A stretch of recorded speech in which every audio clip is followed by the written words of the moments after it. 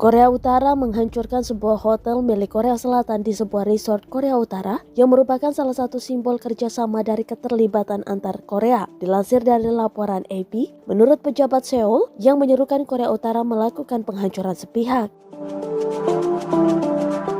Korea Selatan membangun lusinan fasilitas di resort Gunung Berlian, Korea Utara. Korea Selatan membangun lusinan fasilitas di resort Gunung Berlian, Korea Utara untuk mengakomodasi pariwisata oleh warganya selama periode keterlibatan yang tinggi antara saingan di tahun 1990-an. Tetapi pemimpin Korea Utara Kim Jong-un pada tahun 2019 menyebut fasilitas Korea Selatan buruk dan memerintahkan untuk dihancurkan setelah berbulan-bulan frustasi atas keengganan Seoul menentang sanksi yang dipimpin Amerika Serikat yang membuat tur tidak dilanjutkan. Korea Utara menunda pekerjaan pembongkaran pada tahun 2020 sebagai bagian dari langkah-langkah ketat untuk mencegah COVID-19.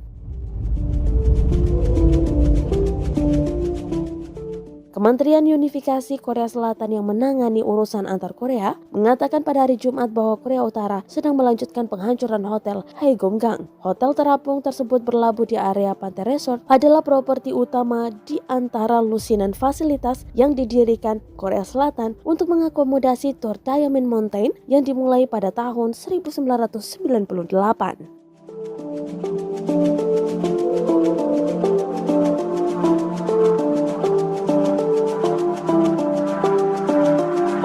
Terima kasih sudah nonton. Jangan lupa like, subscribe, dan share ya.